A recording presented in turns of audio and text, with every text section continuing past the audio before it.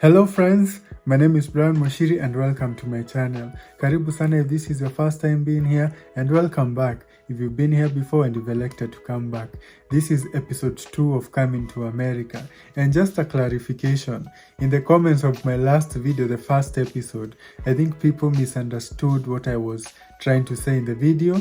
I wasn't saying that I am going to the US today or now. I was revisiting my trip from last year. So these are stories that have already happened, and that picture that I posted there on the thumbnail of me with my suitcases, that was from last year. This is just me recalling my stories from 1 year ago and sharing my experiences with you. So today is episode 2, and today I'm going to start off where I left off last week, which is the passports. At this point, I've already gotten the opportunity, I've been selected, but and they have already allowed my dad to come along with me as my caregiver, but the issue is that him and I don't have passports. So the timeline now is March of 2023, but I want to take you back because something that I didn't tell you is that though we are in March and I still don't have my passport, I had applied for the passport in January, so 2 months before. And the reason I had done this is, even though I had not been selected, I just had a feeling, like I mentioned in the last video, I had a feeling that maybe I was going to be selected. So in readiness for that, I applied for the passports. Whether I get it or not, at least I still have a passport. I was given 1 week to present my passport, or else I was going to miss the opportunity. 1 week and I still don't have any word from the immigration's office. So now it's Monday and I'm being told that the deadline to submit my passport is Thursday. Okay, so I will go to the offices here in Nakuru, the immigration's offices here in Nakuru, and I go and I check up on the progress. I go with my tracking number. I present the letter that I had received from the State Department telling me that I had been selected for the fellowship, so that I think it can, I was presenting that so that it can help maybe expedite the process. But I was told that my passports, the kind of the booklet that I had applied for, which was the 66-page booklet of passport, that wasn't available. They told me I had to cancel that, and that is for both me and my dad. We both had to cancel the passports that we had applied for and then reapply afresh. Just imagine. And when you cancel, all the money that you had spent, it is lost. Or even if you want to follow up on it, it will take like months and months.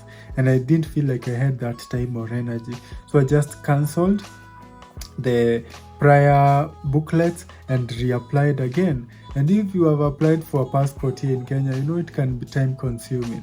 So I was doing both. I was applying for my dad and for mine as well, because I was the one who knew how to go about it. So I was making the applications in the parking lot of the immigration's office here in Nakuru. The moment I received the news that we had to reapply, I just went to the parking lot. I found a nice place under a tree. I started applying. I asked the supervisor there if he could help me. Just pleaded with him.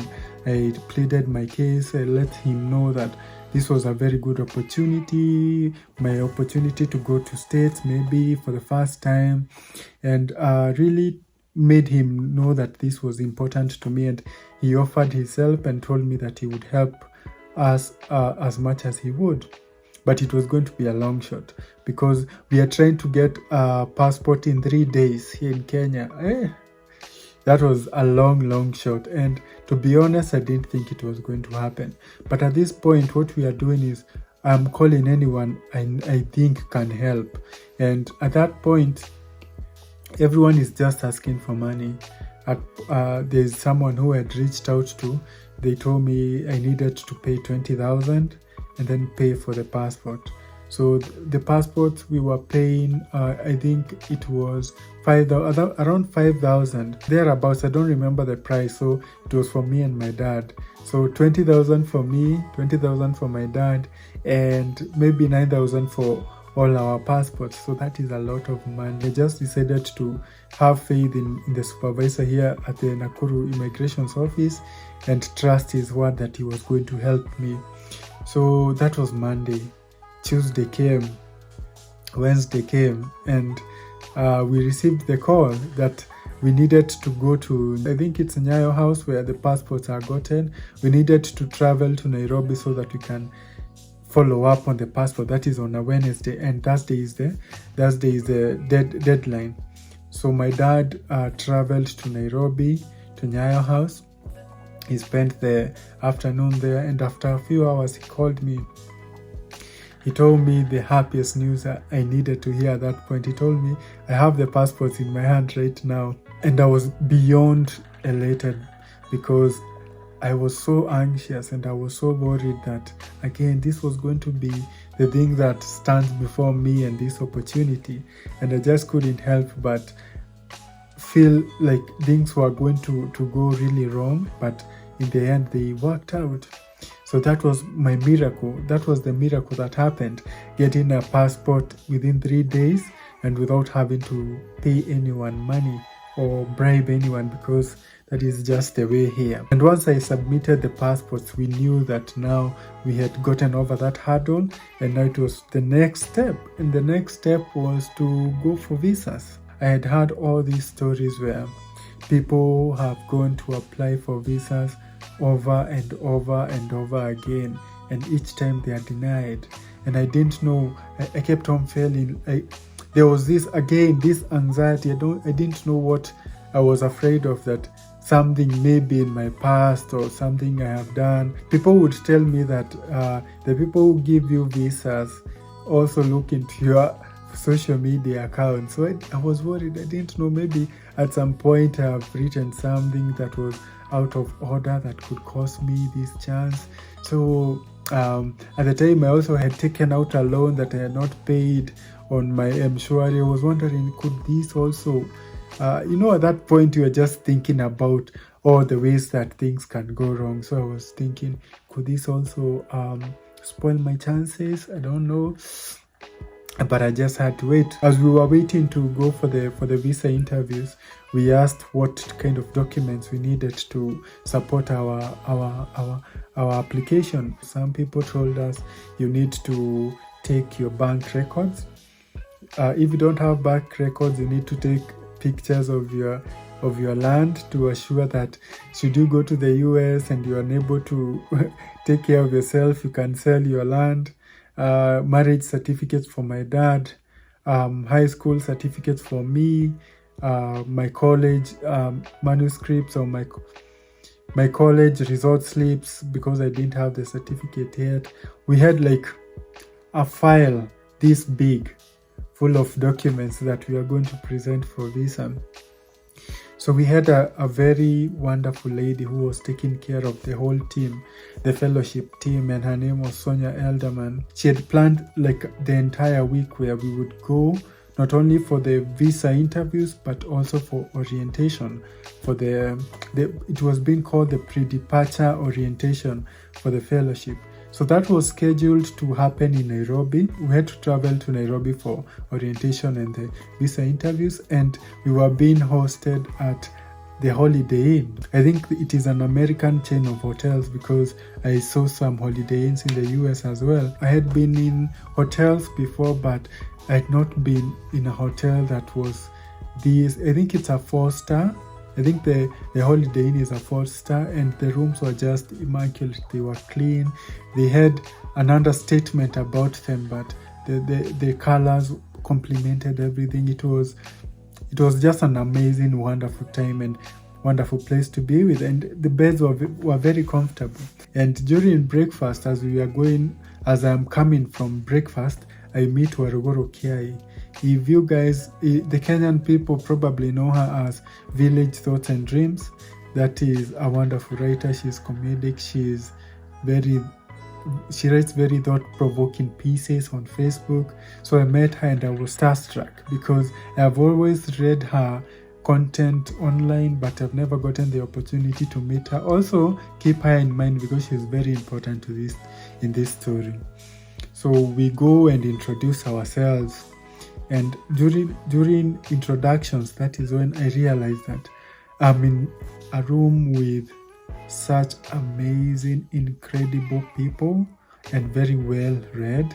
I was in the room with lawyers, with doctors, with business people, amazing professionals. If I'm being totally honest, I felt very out of place because you might remember that I didn't get to finish campus, so I didn't get my degree. I was not in one of those careers where we used to dream about when we were children, like pilot or doctor or lawyer and all that kind of interesting stuff. So I felt out of place, to be honest.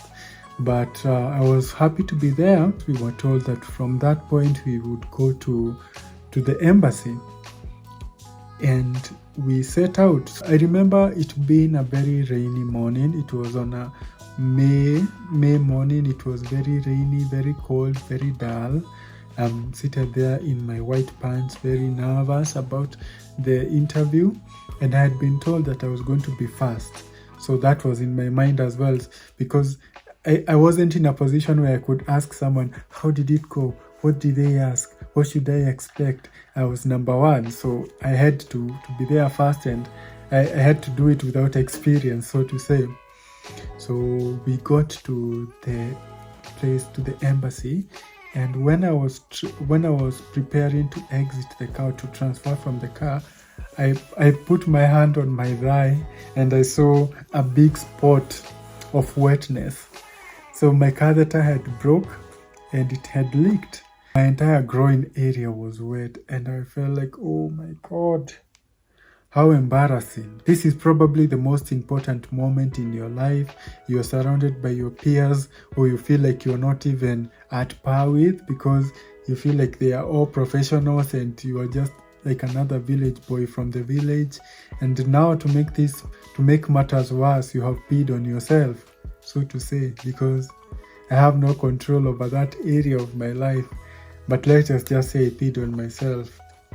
And I was so stressed because I knew that I needed to be the first one there, and I needed to go out, and I knew there was going to be a lot of searching, and it's not something that I could play off, because the guards would have to touch me all over the body, and they would feel it, they would see it, they would smell it. We made the decision with my dad to drive back to the hotel and change and come back.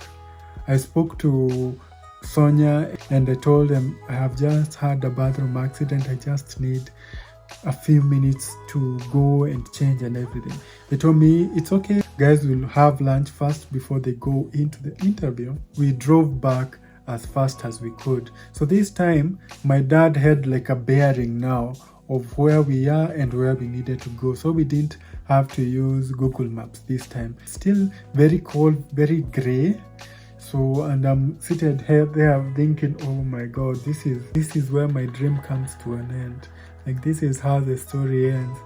I couldn't go to the US because I peed my pants. But my dad is telling me, no, we can make it. Let's hopefully the road is going to be clear. We won't run into any traffic jams. And I'm sitting here thinking about the worst case scenario. Nairobi is already, in my mind, Nairobi is like the capital of traffic jam. So in my mind, I know that we are going to run into traffic, because at that point it's lunchtime. Guys are going for lunch and all that stuff. So I'm beating myself up for no reason. We get to the hotel, swipe the key, go to the room, make the changes, change the clothes, freshen up a bit, and 1 hour later, 1 hour 20 minutes later, we're back on the road.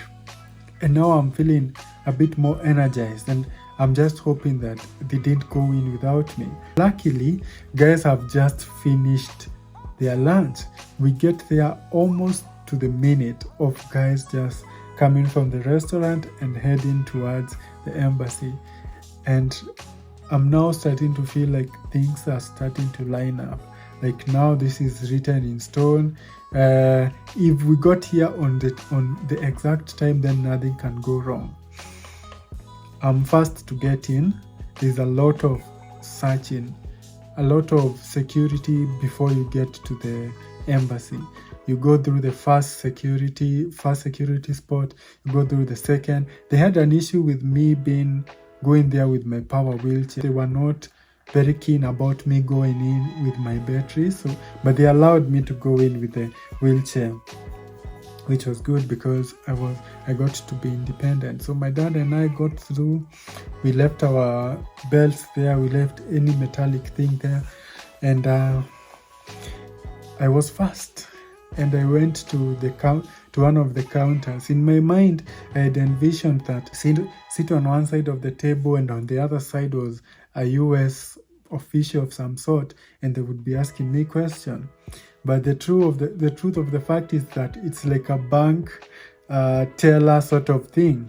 You go like the same way you you go to the bank teller. That is the same way you go to answer your questions. And now it's awkward because the teller, the counter of the official was this high, and I'm here because I'm seated on a wheelchair. So I had to raise my head like this and answer the questions as loudly as I could because we were separated by thick glass. So she started asking me questions. It was a younger woman with blonde hair. Where are you going to the US? Who is going to pay for your trip? How long are you going to be there? Very normal questions that you have to answer correctly.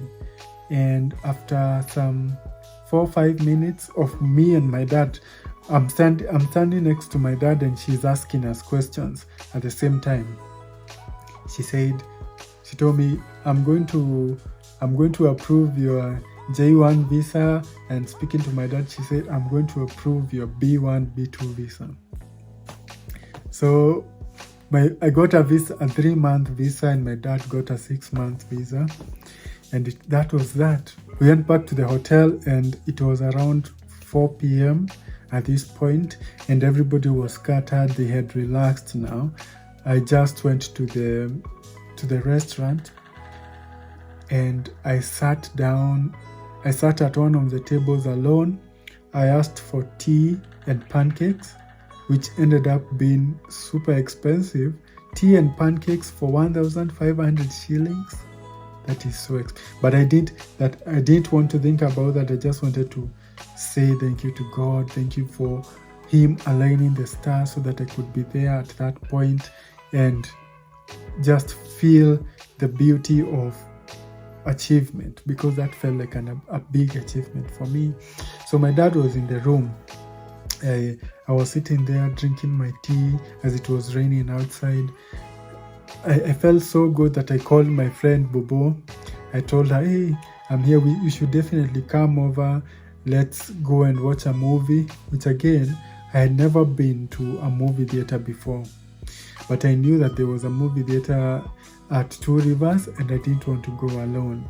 So I called my friend who lives in the vicinity, and she came, and we went and watched the John Wick movie. I think it's John Wick 4. And the movie ended at around 12 midnight. The following day was orientation day, where we went and we were told what to expect in the US. We were told about the time management, which is very important.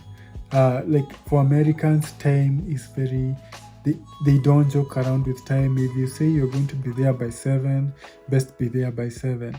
A phrase that I learned when I went to Michigan was, if you are on time, you are late. If you're supposed to be there on 7 and you're there on 7, you are late. You need to be there at least some minutes to 7. Orientation was really good. There was some very good information. We were being told about the cultural differences we should be prepared for, the societal differences, and just a crash course about what to expect once we got to the US. Waruguru and I went to talk outside at a terrace somewhere. And I don't know why, but for some reason, I felt very safe with her. And I told her something that I have never told anyone before since. And I told her about my struggles with this thought. For months and months before, I had this thought that my life was going to end. It's not like I was suicidal or anything, but I just had this feeling that I wasn't going to live long, and it was so clear, so vivid, that I felt like, what is the use of even living life, huh?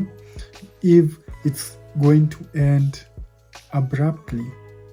And I had this fear of death and this awareness of it, and it was making me live a very miserable life. And I don't think I was depressed at that point, or I don't know.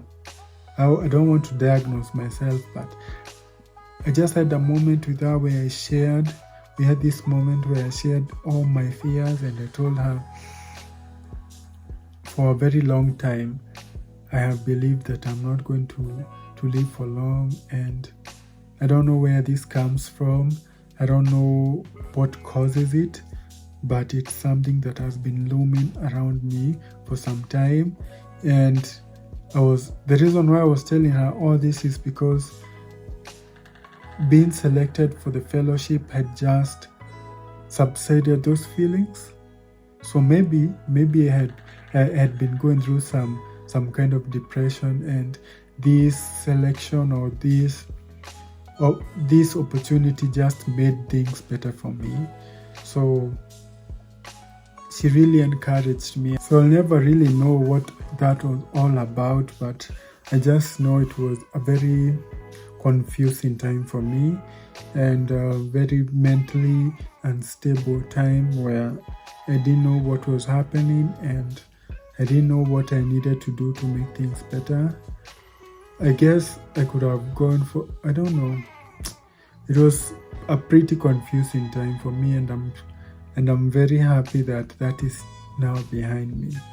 We are human, we all go through mental struggles, and having been someone who has gone through like a severe traumatic experience physically, I would tell you without a shadow of a doubt that I would rather heal a broken arm or a broken leg than have to go through mental stress or mental struggles, because those ones are so hard to deal with, because you deal with them on a very personal level, and no one is really capable of understanding you or what you're going through.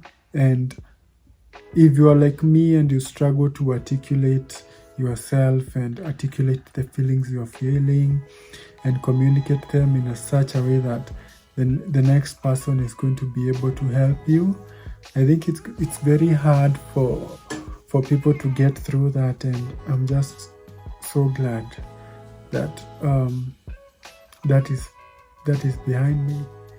And I don't know if maybe sharing that information with Warugoro that day opened up the door for me to start healing, or I just gotten to a point where I needed to put it out one way or another.